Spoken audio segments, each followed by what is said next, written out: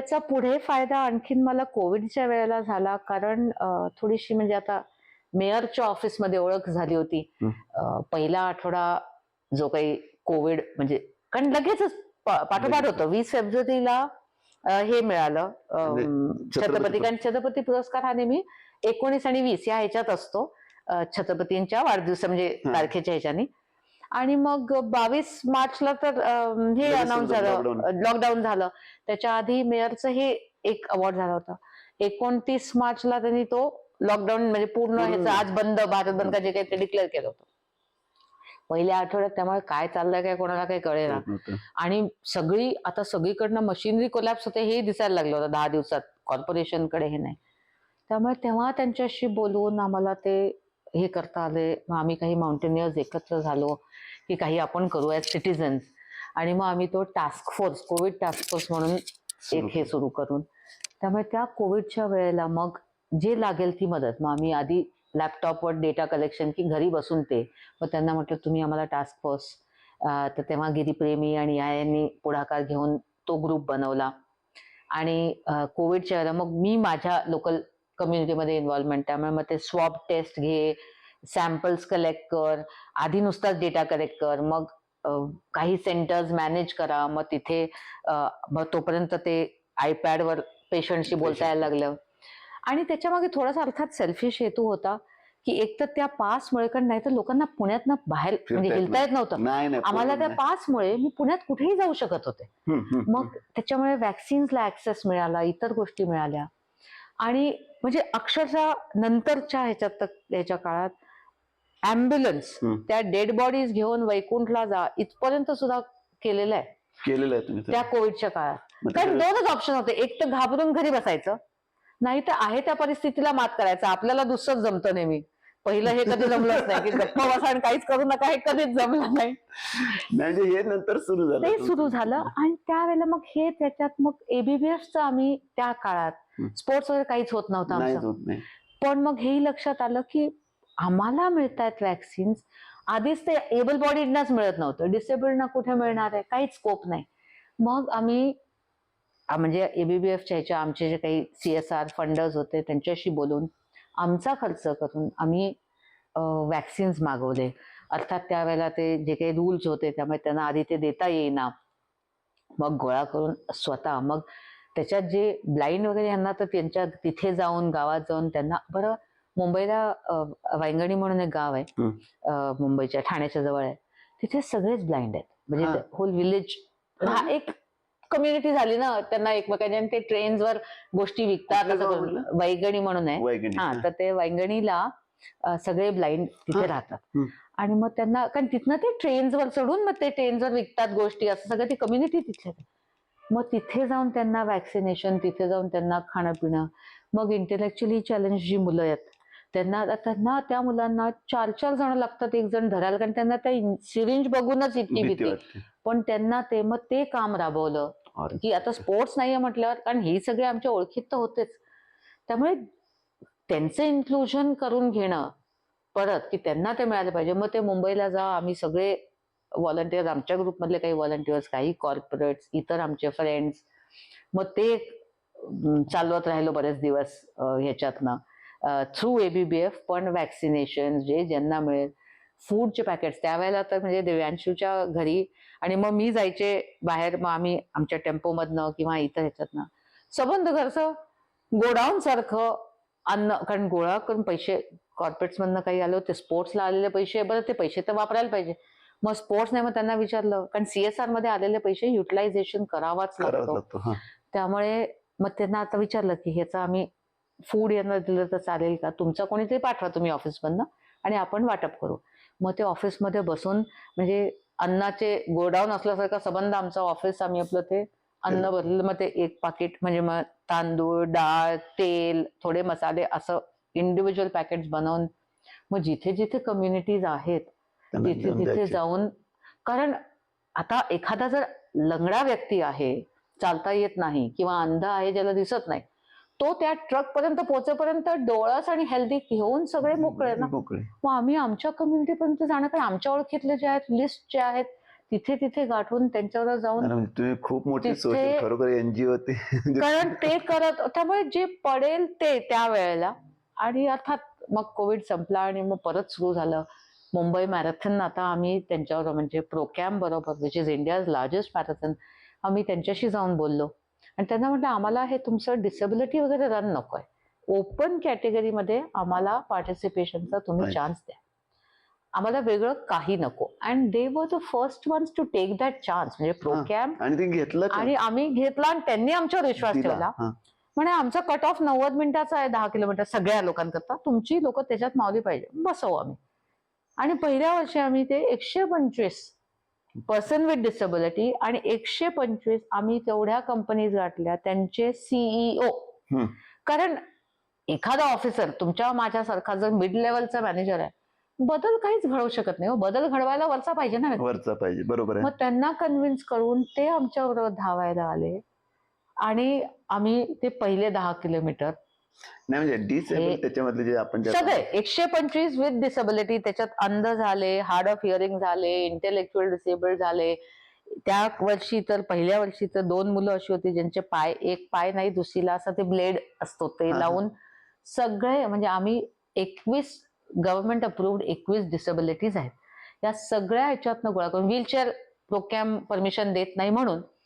कारण त्या रूटला आता तुम्ही माणसांनाच धावायला मुंबईला जागा नाही, व्हीलचेअर कुठे कुठे नेता, नेणार, बरोबर आणि आहे. त्यांना तुम्ही 10 किलोमीटर म्हणजे रूटच नाहीये म्हणून. बरोबर आहे. हा. पण बाकी सगळ्या ह्याच्यातनं आणि तिथनं प्रोकॅम बरोबर आमची जर्नी ऍज इन्क्लुजन पार्टनर्स ही सुरू झाली. प्रोकॅम हा, Procam is the organiser. Organiser Tata Mumbai marathon, Tata are the sponsors, पण ऑर्गनायझिंग सगळं हे प्रोकॅम करतं. आणि त्यांचे 4 रन्स असतात, जे म्हणजे मुंबईला होतात. मुंबईला 10, 21, 42 असे, म्हणजे फॉर एबल बॉडीड अँड आता आमच्या बाबतीत पर्सन्स विथ डिसेबिलिटी ऑल्सो. मग त्याच्यानंतरचा बँगलोरला असतो. म्हणजे सुरुवात खरं बँगलोरवरनं होते. बँगलोर हे मे मध्ये जेव्हा होतं 10 kilometre, that's the TCS world K 10K म्हणून, ते 10 किलोमीटरच असतात सगळ्यांकरता. सगळ्यांकरता. मग त्याच्यानंतरची येते ऑक्टोबरमध्ये दिल्ली. दिल्लीला 21च असतात फक्त आणि सगळ्यांकरता, आणि 21 आणि 10 हे दिल्लीला आहे. मग त्याच्यानंतर 25 असतात कोलकाताला, कोलकाता. त्यामुळे मग तिथे 25 आणि 10 ह्या 2 ऑप्शन्स. आणि मुंबई 42, 21 आणि 10 हे जानेवारीमध्ये, असं ते 4 रन्स होतात. आता हे जे डिसेबल आहेत त्यांना तुम्ही नेताय, आधी त्यांना सिलेक्ट करताय का ते जे तयार आहेत त्यांना घेताय? नाही, कसं होतं, आपण ते ओपन करून झालं म्हणजे ABBF ने एकदा ओपन केलं, आणि आमच्याकडे आम्ही काही संस्था अशी चालवत नाही की ते येऊन आमच्यावर राहतात किंवा हे नाही. आम्ही, कारण त्याच्यात no point in reinventing the wheel. खूप संस्था आहेत जे या मुलांना, म्हणजे ऑर्फनेजेस आहेत, या मुलांना राहायची सोय करतात, ही मुलं आता नोकरी करतायत, आणि हे बऱ्याच लोकांना माहिती नाहीये. पण म्हणजे आमच्या आता ही मुलं शिकतात, कम्प्युटर करतायत, बरंच काही काही करतायत. आता जसं आमच्याबरोबर एक मुलगा, म्हणजे पिनव म्हणून मुलगा आहे, जो आमच्याबरोबर धावायला पहिल्यांदा आला. He is completely blind and he is India's first criminal lawyer. Mumbai हायकोर्टला प्रॅक्टिस करतोय मुलगा तो. पण त्याचं असंच की तो धावायला आला.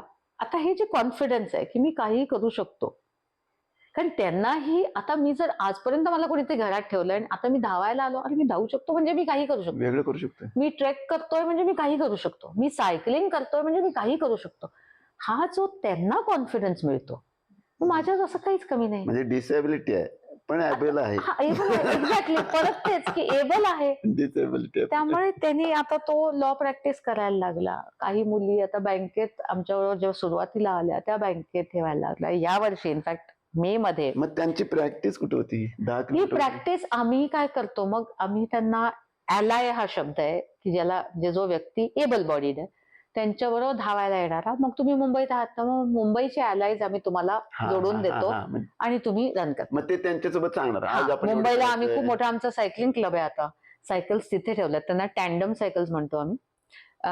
आपण नॉर्मल जी सायकल असते 2 चाकी, ही पण 2 चाकीच असते, पण ह्याला म्हणजे हँडल, पुढचं चाक, मग जो चालवणारा तो बसतो, मग थोडासा एक्सटेंडेड सायकल, आणि मागच्या ह्याला दुसरा बसतो, 2 सीट, आणि दुसऱ्यालाही ते हँडल आहे, पण ती हँडल काही मुवमेंट नसते, ह्याच्या सीटला जोडून ते हँडल असतं.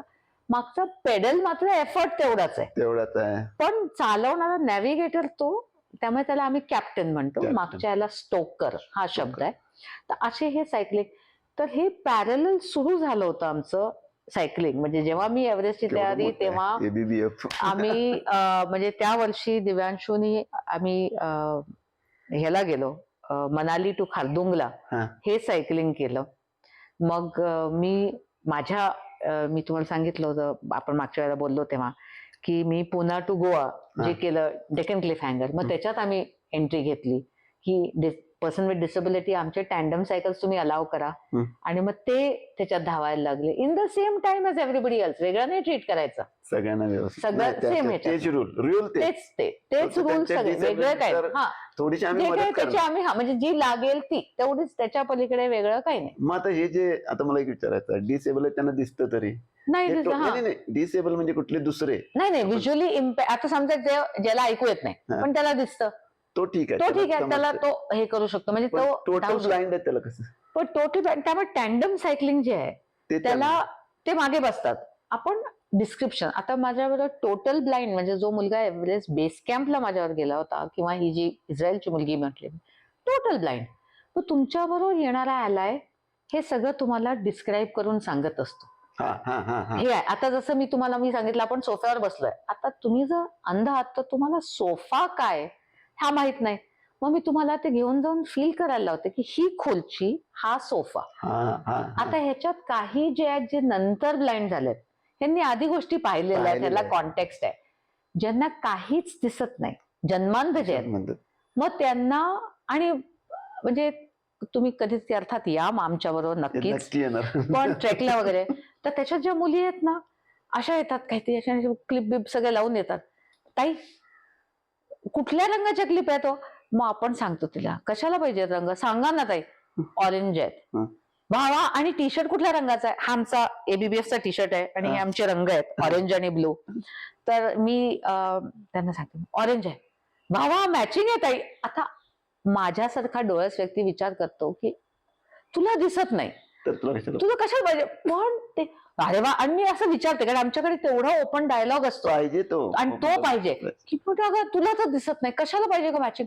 वा, मी पोस्ट करणार आहे ना, बाकी सगळ्यांना दिसतं की. म्हणजे ही जी मजा आहे ना, म्हणजे ती वेगळी आहे, म्हणजे ती वेगळीच आहे की त्यांना ती जाणीव आहे. आणि त्या व्यक्तीमध्ये आणि माझ्यामध्ये काहीही फरक नाही. तुमच्याशी आता बोलताना फर्स्ट टाइम डिसेबिलिटी आणि इनएबिलिटी मध्ये जो फरक आहे तो म्हणजे म्हणजे हे समजणं खूप गरजेचं आहे की disability does not mean inability. माझ्यात ती म्हणजे एक कुठली तरी उणीव आहे, कमी आहे, जन्मता असेल किंवा नंतर झालेली. आणि आम्ही नेहमी हे म्हणतो की डिसेबिलिटी इज व्हेरी इन्क्लुझिव्ह, कोणालाही होऊ शकते. आज तुम्ही स्कूटरवर जाता जाता ऍक्सिडेंट झाला, अपघात झाला, पडलात, पाय मोडला किंवा कापावा लागला, कालपर्यंत तुम्ही, आज सकाळी स्कूटर चालवत होता, युअर एबल बॉडीड, ऍक्सिडेंट झाला त्यानंतर तुम्ही आता डिसेबल झाला, इनेबल नाही. एक्झॅक्ट. अजूनही तुम्हाला स्कूटर हे तर सगळं करू शकता तुम्ही. आणि ही अबिलिटी ही प्रत्येकात असते. जेव्हा आम्ही म्हणतो इंटेलेक्च्युअल, म्हणजे पीपल विथ इंटेलेक्च्युअल डिसेबिलिटी, आता त्याच्यात ऑटिझम आहे, डाऊन सिंड्रोम, बरेच प्रकार आहेत, सेरेब्रल पॉल्सी आहे, खूप आहेत. पण त्याच्यात सुद्धा प्रत्येकाला वेगळी काहीतरी अबिलिटी ही असते. बरोबर आहे. त्यामुळे त्यांना तुम्ही त्यांच्या ह्याच्यानुसार, म्हणजे आमच्या बरोबर आता ह्याच मुंबई मॅरेथॉन मध्ये एक अनुभव आणखीन एक तुम्हाला सांगते मी. हा मुलगा ऑटिझम ह्याच्यातनं, त्यामुळे थोडासा, आणि आपल्याकडे काय काही माहित नाही, त्यामुळे वेड आहे हे म्हणून टाकले की संपलं, तो वेड आहे. आता त्याची आई कुठेतरी असंच भांडी करून, धारावीतला कुठला तरी मुलगा, वडील जेव्हा प्यायलेला नसेल तेव्हा रिक्षा चालवायचा, हा बाप, बहीण थोडी हे, तर ती बहीण आई बरोबर जा, मग भांडी घास, मदत कर, हे एकूण कुटुंब. बरोबर आहे. आता ह्या बाईचा मुलगा आमच्यावर जेव्हा म्हणजे मुंबईला धावायला आला, तर त्याच्याबरोबर जे धावणारे होते सीईओ, एक मोठ्या कंपनीचे सीईओ होते, आणि ते त्यांच्याबरोबर धावायला त्यांनी, म्हणजे तो धावला. आता 10 किलोमीटर धावताना खूप संवाद, कारण 10 किलोमीटर खूप, आणि सेम स्टेज, त्याची इतकी मजा तुम्हाला सांगते, कारण तो व्यक्ती स्वतः प्रत्येक स्टेजवर, एवढा सीईओ आहे पण प्रत्येक स्टेजला सांगायचा. म्हणजे त्या मुलांनी विचारलं की, आधी त्यांनी विचारलं की, यांनी त्याला विचारलं की तुम्हारी एज क्या है? तर हा म्हणाला मैं तो 29 साल का हूँ. तर ते म्हणाले अरे वा मैं तो 55 हूँ. ताबडतोब तो मुलगा वळून म्हणतो कोई बात नहीं अंकल मैं आपका रन कंप्लीट करवा दूंगा.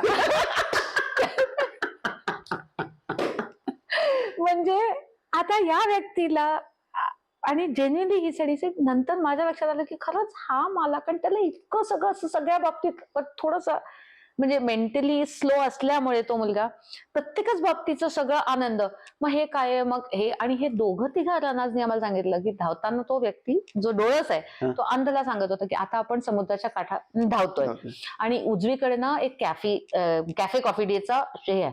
अच्छा मग आपण थांबून कॉफी पिऊया का? नको आता थांबून या आता आपण रन संपवूया. पण हा संवाद मग या मुलावर असंच की मी संपेन. तर this CEO came back and he announced की आम्ही आजपासून आमच्या हायरिंग मध्ये 3% आम्ही पर्सन विथ डिसेबिलिटी कंपल्सरी घेणार. हे झालं अचीवमेंट. आता असाच या मुलाबरोबर आणखीन एका मुलाबरोबर जे धावणारे सीईओ होते त्यांचं ते क्लाउड किचन असतं ना एकीकडे कुक होतं आणि मग आता ही मुलं थोडीशी स्लो असल्यामुळे ह्यांना एकाच प्रकारची कामं खूप आवडतात करायला. जे तुम्ही मी बुद्धी असल्यामुळे आपल्याला कंटाळा येणार यांना नाही.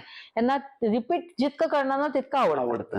तर यांना ते काम मिळालं. या मुलाला नोकरी मिळाली आणि ह्याला पगार ह्याचा PF ह्याचं ग्रॅच्युटी हे सगळं आलं. याला त्याच्या कंपनीने सांगितलं की आम्ही तुला गाडी पाठवणार पिकअप करणार. आई ह्याला इन्शुरन्स तर मिळालंच. आई वडिलांना एक्सटेंड केलं. त्या बाईचा मेसेज म्हणजे अनफॉर्च्युनेटली माझा फोन खराब झाला आणि तो मेसेज गेला पण त्यांचा ऑडिओ मेसेज त्या मुलाच्या आईचा मेसेज मी म्हणजे जवळजवळ मागच्या वर्षी माझा तो फोन बिघडेपर्यंत माझ्याजवळ होता. त्या बाईनी व्हॉइस मेसेज कॉल करून मला म्हणाल्या म्हणजे त्यांनी आम्हाला ABBF ला हे केला होता मेसेज आणि मला म्हणे माझ्या मुलाला आजपर्यंत सगळे वेड म्हणून त्याची हिणवत होते त्याच्याकडून प्रत्येक जण हे आणि काही माझा मुलगा मी घरात जातात बाहेर जाताना बंद करून जायचे घरात आणि नोकरी माझी मुलगी. आज त्याला नोकरी मिळाली आणि माझा लेकरू जितके पैसे करतोय आम्ही तिघं मिळून सुद्धा कमवत नाही तेवढा तो मुलगा कमवतोय आता.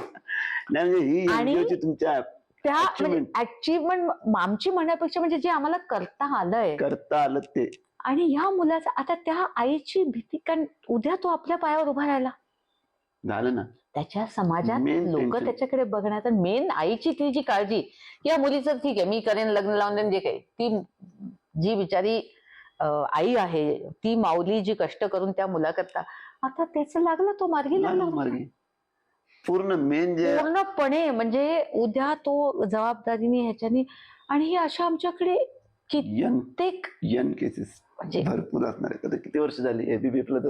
11 हे आमचं 11वं वर्ष आहे आणि या ह्याच्यात इतकं म्हणजे कालच in fact I don't know if I can and I have the time to read out this message. हा कालच आलेला आहे कारण या 15 ऑगस्टच्या वीकेंडला आम्ही हे केलं त्र्यंबकेश्वर म्हणजे पुणे ते Trimbakeshwar cycling tandem cycling expedition होता आमचा आणि मी खरंच हा मेसेज तुम्हाला वाचून दाखवणार आहे कारण त्यांचा जो आला मेसेज म्हणजे त्या मुलांनी लिहिलाय आमच्याबरोबर एक अंध मुलगा जो आला आणि टाटाज वर विदास म्हणजे जे कॅप्टन्स होते तर त्यांनी आता मी या मुलाचं फक्त तुम्हाला खरंच म्हणजे ऍज अ म्हणून मेसेज मी वाचून दाखवते. हे adventures beyond barriers family. I've been wanting to write this for days now and honestly don't even know where to start. The tandem cycling, ती जी मी तुम्हाला म्हटली सायकल आमची, the tandem cycling trip from Pune to Trimbakeshwar. Wow, just wow. 285 kilometers over 4 days and it literally changed everything for me. You know, being blind, I never imagined I could experience something like this. But you all made it happen. And I am still smiling. The friends I made, they are not just my trip buddies, they are family now. I learned so much about myself, about what I am capable of. Every single person on your support team was just amazing. Thank you from the bottom of my heart. And त्यांनी नावं दिलीत अर्थात team मधल्या सगळ्यांची जे जे होते आणि captains who came in right त्यांची सगळ्यांची नावं टाकलीत आणि you don't just guide us you became our friends. I have to share my most special memory crossing Kasara Ghat Honestly, I thought I would not be able to make it. But Captain Bhushan, he kept encouraging me, ढलान आ रही है, ढलान आ रही है. आता मलाही माहिती होतं, म्हणजे हे त्यांनी पुढे लिहिलंय की मलाही माहिती होतं की घाट चढतोय म्हटलं वरच आहे, खाली कुठे नाहीये. पण तो आपला मला ढलान आ रही है, ढलान आ रही है, he took me along. And the beautiful countryside, in my life for the first time, I smelled fresh air, feeling the sun on my face. And as we cycled, these moments are something I will cherish for my life. You at ABBF really do break barriers. You don't just talk about it, you live it and you make it happen for people like me. Main achievement की हे दुसरं काही आपल्या नाही. पुरता नाही. And this is message from the heart. म्हणजे हृदयातून लिहिणारा त्यांनी, म्हणजे हा कालच त्यांनी पाठवून, आता 15 ऑगस्टला करून आले, 16-17 तो त्याच्यावर बसला असेल आणि काल त्यांनी तो निरोप पाठवला.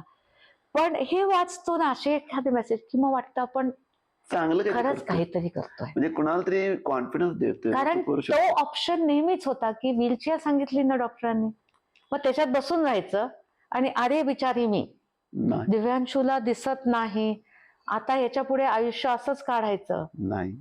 पण त्याच्यातनं बदल करून आपल्याला मिळालं, पण आपण देणं ही हे आपलं कर्तव्य आहे. नाही, ही खूप मोठी गोष्ट आहे. म्हणजे आता हे आपण काय बोलायचं कळत नाही. कारण आम्ही एव्हरेस्ट सर केलं, छत्रपती पुरस्कार, ठीक आहे, ते झालं ना, पण त्याच्या पुढचं काय, म्हणजे ह्याच्यातनं. आणि जे तुम्ही म्हणाल आणि हे प्रत्येक रोज म्हणजे फंडिंग करता जाताना, पर्सन विथ डिसेबिलिटीना कन्व्हिन्स करताना, त्यांच्या घरातल्या व्यक्तीला की आम्ही तुमच्या व्यक्तीची काळजी घेऊ, तुम्ही आमच्यावर विश्वास ठेवा, हे सांगताना हा प्रत्येक रोजच एक नवीन एव्हरेस्ट आहे. कारण त्याच्या मागे लागणारा पैसा, त्याच्या मागे लागणारा पैसा सोडा, पण त्यांचं मन वळवणं. पण आता हे असं होतं, आता हा जो मुलगा आला आणि ह्याने जे केलं, आता उद्या त्याचे आई वडील त्याला कुठेही पाठवायला तयार आहेत ना. करू शकतोय, त्याला कॉन्फिडन्स आला. म्हणजे आता आपण म्हणतो ना, ते तुम्ही जे म्हणताय ना, किंवा तुम्ही तुमची विचारसरणी बदलली आणि तुमचे स्नायू मसल्स स्ट्रॉंग केले आणि त्यातून तुम्ही आता या त्यामुळे आता प्रत्येक माझ्यासारख्या व्यक्तीला हे वाटतं. आणि तसं तुम्ही प्रत्येकाला काय करताय, व सगळं इमटेरियल आहे, तुझी मनाची तयारी पाहिजे, तू करू शकतो. नियत है तो सब कुछ मुमकिन है. मग हे तुम्ही त्यांच्या सगळ्यांच्या अंगात भरता ठोसून, नंतर मग तू शेवटच्या तुला काही कमी पडत नाही. आणि खरंच नाही. आणि कारण आपण म्हणजे ते आहे ना की देणाऱ्याने देतच राहावे, आपोआप येत राहत, सगळं येतं आणि येतच. म्हणजे मला एक माझे फ्रेंड आहेत आणि ते नेहमी मला म्हणायचे की त्यांचं बघण्याचं त्या कवितेकडे जो दृष्टिकोन होता, ते मला म्हणाले, देणाऱ्याने देतच राहावे, घेणाऱ्याने घेतच राहावे आणि एके दिवशी घेणाऱ्याने देणाऱ्याचे हातच घ्यावे.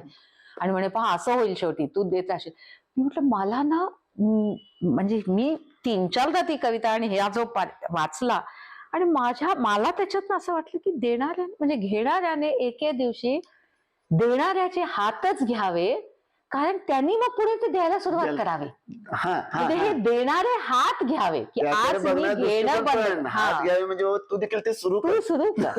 हा आहे खरं, असं मला वाटतं की कवीने लिहिताना त्याच्या मागचा एका देतो म्हणजे एवढं की त्याचे हात ओढून घे, नाही, त्याचं तू शिक आणि तू पण चालव. हे माझ्या मते कवीचा विचार हा होता, असं मला तरी वाटतं. तुम्ही जे म्हणता ना, तुम्हाला तेच सांगतो ना, आता हे देणं हे गरजेचं आहे. आपण नुसतं आणि किती प्रिव्हिलेज आहे. म्हणजे तुम्ही आज बघताय, इथे मी आज माझ्या मुलीच्या घरात बसलोय आपण का जे काय, पण हे आहे प्रत्येकाकडे नाहीये. त्यामुळे माझ्याकडे जे आहे मनाची मेन म्हणजे मनाचं समाधान केलंय. आणि समाधान म्हणण्यापेक्षा आपण काही नाही हो करणारे, तो करता तो आपण एक मीडियम झालो, आपण एक माध्यम झालो, आपल्या मार्फत तो हे करून घडत गेलं आणि ते घडत गेलं. महत्वाचं आहे ते. पण हे की माझ्याकडे नाही आहे, म्हणजे मला कोणी मी काय गोष्ट करू ज्याच्याने मी वेगळं माझ्या आयुष्यात करू शकेन. आणि मी सगळ्यांना सांगते, म्हणजे मी हे रोज करते, त्यामुळे मी प्रत्येकाला सांगते. आणि म्हणजे तुमच्या या माध्यमातून मी सांगणं म्हणजे माझा हेतू हा आहे, किंवा ही अशी खरंच एक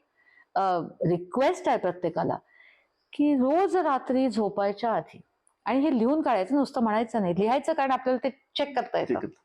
दररोज कमीत कमी 10, आयडियली 20 लिहा, पण 10 गोष्टी for which I am grateful. हा ग्रॅटिट्यूड जो आहे, हे 10 गोष्टी, आणि काही असू शकतात. म्हणजे मी धावताना आणि लोक म्हणतात आता सुरुवातीला काय होतं, मग मी माझ्या आई वडिलांना म्हणजे माझी कृतज्ञता, आता माझे कृतज्ञ नाही की बाबा आई आहे, वडील आहेत, थँक्यू आई, थँक्यू बाबा, असं. मग थँक्यू माझी मुलं किंवा थँक्यू माझे शिक्षक शिक्षिका जे काय. मग त्याच्या पुढे अरे पण आता समजा आपण बसलोय, उकडतंय, हा आता पंखा चालू आहे, थँक्यू पंखा म्हणत नाही आपण, नाही म्हणत, कारण ते निर्जीव आहे आपल्या डोक्याने. अहो पण पंखा चाललाय म्हणून आपण बसलोय, थँक्यू पंखा. मी धावायला लागले की मी बूट घालते आणि माझ्या रोजचे बूट, थँक्यू बूट, कारण त्यांच्यामुळे माझे पाय घाण होत नाहीत आणि मला धावता येतं. ही कन्सेप्ट जपान मध्ये आहे आणि ऑफकोर्स असेलच कुठे, कारण ग्रॅटिट्यूड. आता हा जो आहे की रोज 20 नाही जमत ना 10 लिहा, पण 10 रोज लिहून काढा. कारण ज्या दिवशी अरे माझ्या आयुष्यात केवढा मोठा प्रॉब्लेम किंवा माझ्याकडे काही नाहीये, तेव्हा तुमची डायरी बघा, तुम्हाला लक्षात येईल किती आहे तुमच्याकडे. आता कंप्लेंट करायची सोय नाही, देताय काय हे सांगा. आणि मग माझ्याकडे जे कमी आहे त्याच्यातनं सुद्धा समाधान आहे, कारण हे एवढं आहे. नाही, हा बघण्याचा दृष्टिकोन वेगळा आहे. याच्यामुळे तुमच्या मनाला सवय होती की बाबा ठीक आहे, बस मी बसलोय, मला एक घर आहे बसायला, माझं घर आहे, उजेड आहे. आज आपण हे रेकॉर्डिंग करतोय, तुमचा फोन आहे तुमच्याकडे, तुम्हाला हे जमतं, ही टेक्नॉलॉजी. मला नसतं जमलं हे, चान्सच नाही. आता फोनवर ग्रीन बटन दाबलं की हॅलो आणि बंद बटन दाबलं की बंद. याच्या पलीकडे फोनचा वापर हे मला शक्य नाही. फोटो ते काम माझ्याकडे दिले बाबा, तू म्हणतो ना आता झालं. आणि कुठून तरी कोणी का होईना, कोणी ते तुम्हाला सांगितलं मला येऊन भेटा, पण हे तुम्ही मीडियम झालात. तुम्ही म्हणू शकला असतात नका सोडा हो, कोण ऐकायला जात, लोकांना नसतो वेळ, पण तुम्ही माध्यम झालात, हे तुमचं देण्याचं हे झालं. प्रत्येकाने देतच राहिलं पाहिजे. हे आज तुम्ही म्हणजे सगळ्यांनी काही पैसे दिले पाहिजे असं नाही, तुम्ही वेळ द्या, तुम्ही अन्न द्या, तुम्ही जे. आता माझे काका सध्या आजारी आहेत आणि एका हॉस्पिटलमध्ये आहेत आणि मी त्यांना भेटायला जाते. परवा एक लहान मुलगी आली होती, तिला विचारलं, म्हटलं इथे नोकरी करते का? नाही. मग म्हटलं काय करते येऊन? मग मला म्हणाली मी ना थोडंसं वाचून दाखवते या सगळ्या सिनियर्सना आणि रोज येते, लहान कॉलेजची असेल. आणि काय कर म्हटलं, तुझे आजोबा वगैरे कोणी आहेत का इथे? नाही, इथे कोणीच नाहीये, पण आता माझी आजी गेली आणि मला त्याची आठवण येते. आता आजीची आठवण आपण सर्वसाधारण आजी आजोबा गेल्यावर आठवण येते प्रत्येक जण, पण त्या लहान मुलीला ही जाणीव आहे आणि ती येऊन अशा वृद्धाश्रमात रोज येते. एक काहीतरी तासभर का आठवड्यातनं 3दा येतं असं काहीतरी. आणि मग म्हणे मी काहीतरी वाचमती, त्यांना त्या दिवशी मी पोहोचले आणि त्यांचं पसायदान चालू होतं आणि ती पसायदान म्हणत होती, तिच्या मागोमाग हे सगळे सिनियर जे बसले होते ते म्हणत होते. आता तिच्या परीने ती ते देते, कॉलेज संपवते, येत असेल जे काही, पण ती येते आणि करते. तर हा विचार सतत की मला एवढं मिळतंय, मी काय देऊ, हा जेव्हा विचार चालू होईल ना, तेव्हा आपल्याला म्हणजे आपण as a country, as a society इतकं काहीतरी वेगळं करू शकू भरपूर. कारण प्रत्येकच जण मला हवं. अरे तुम्ही रस्त्यावर जाताय, तो समोरचा व्यक्ती 2 मिनिटं थोडा पुढे गेला, काय बिघडत? रस्ता थोडासा द्या ना त्याला. सरकार तुमची आहे, त्याची आहे, चांगली वाईट जी काही आहे, नाही प्रत्येकच हा. आणि ह्या एका बाबतीत आला ना की सगळीकडे येणार आणि तुमचा तो जो आहे तो स्ट्रेस कमी होतो. मी माझं कित्येक पाठांतर, मी गाडी, कारण मी राहायला तिकडे आणि इकडे येते उलट. ज्या दिवशी गाडी चालवते किंवा म्हणजे उबरनी आले की मी एखादा श्लोक ठरवते की आज हा पाठ करायचा आणि मी माझ्या त्या डॅशबोर्डवर लिहून काढते आधी आणि तो चिकटवते. ट्रॅफिक जिथे थांबलं, आता काय लोक चालवतात पुण्याचा ट्रॅफिक, सरकार, हे ह्याच्यावर वेळ घालवण्यापेक्षा ते वाचून तो मंत्र, म्हणजे जो काही श्लोक आहे, मंत्र आहे, तो पाठांतर सुरू करते. माझा एक वेळ आहे, माझंच आयुष्य आहे. आजचे 10 वाजताचे जे 10 वाजले ते उद्या परत येणार नाही, उद्याचा उद्याचे 10 वाजता. मग हे आयुष्यातनं गेलेले क्षण मी उद्या त्या सरकार आणि ते कोणीतरी आणि गव्हर्नमेंट आणि कॉर्पोरेट आणि कसे पॉलिटिकल लोक असे आहेत याच्यावर घालवू. काही श्लोक पाठ हा चांगला, माझं पाठांतर होतं, उच्चारण होतं, बुद्धीला कुठेतरी चालना लागते. माझाच आयुष्याचा वेळ आहे, तुमच्या आयुष्यातला नाहीये. तुम्ही काय करता तर तुम्ही गोंधळ घाला. वेळ मिळाला चला म्हणजे अशा बाबतीत खूप सेल्फिश आहे मी, खूप ऑपोजिट आहे, कारण हे माझा वेळ आहे, मी घालवणार नाही. म्हणजे थँक्यू म्हणायचे आम्हाला एवढा वेळ देत. पण खरंच म्हणजे नाही, बरोबर आहे ना. नाही, याच्यामुळे काय होतंय, तुमचं जे फ्रिक्वेन्सी आपण जे म्हणतो अध्यात्मामध्ये फ्रिक्वेन्सी म्हणतो, पण तुमची फ्रिक्वेन्सी एवढी पॉझिटिव्ह असते की माणसांना बाबा ठीक आहे पाहिजेच. आणि ह्या बाबतीत मी म्हणेन अपुलपोटी बाकी द्यायला लागा. पण या बाबतीत उगाच वेळ घालवण्यात काही अर्थ नाही. म्हणजे तुम्ही टीव्ही बघू नका असं मी काही म्हणत नाही, म्हणजे माझ्याकडे नाही आहे टीव्ही, पण तुम्ही टीव्ही बघू नका असं माझं म्हणणं नाही. तुम्हाला त्याच्यात आनंद मिळतो नाही ना, नाही, ते आता मग ते करा. एवढं सगळं आहे ते टीव्ही बघायला वेळ नाही, वेळच नाही, खरं नाही आहे, जेन्युइन म्हणजे वेळ केला तर आहे, कारण तुमच्याकडे 24 तास आहेत, माझ्याकडे 24 तास आहेत. मी त्या 24 तासात मी काय करते हे मी ठरवणार बरोबर. आणि समोरच्या व्यक्तीने ठरवायचं. पण मग आपण आनंदात कसं राहायचं. आता आपण जे बोलतोय की बाबा ठीक आहे, हे इथपर्यंत आलं, आता ते एव्हरेस्ट सर केलं, त्यानंतरच हे पूर्ण लाईफच चेंज झालं. वर बसून ठरलं की आता सगळ्यांना देत बसायचंय. त्यानंतर तुम्ही जवळजवळ 10-12 वेळा बेस कॅम्प करून आला एव्हरेस्ट, दरवर्षी आणि दरवर्षी कोणाला तरी अशा वेगळ्या माणसाला की ज्याला काही जमत नाही. फॉर एक्झाम्पल म्हणजे आता तुम्ही म्हणला की 79 इयर्स एज, त्याआधी विचारच करताना होणार झालं माझं, असं तुम्ही म्हणजे करत आलाय सगळं. आणि त्याच्यावर तर आता कसं आहे, हे सगळं करत आहे तुम्ही, आता एनजीओ चालवताय, सगळं चालवताय, याच्यामध्ये तुमचं सुरू आहे. ठीक आहे. तर मंडळी, आपण भरपूर चर्चा केली आणि एक आपण म्हणतोय ना की भरपूर गोष्टी शिकायला मिळत मॅडमच्याकडून. तर मॅडम, आम्हाला इंटरव्ह्यू दिल्याबद्दल थँक्यू. आणि ही गोष्ट संपली, आपण इथं मला तर संपली असं म्हणू शकत नाही, कारण का अजून बोलायला गेलं तर अजून एक तास आपण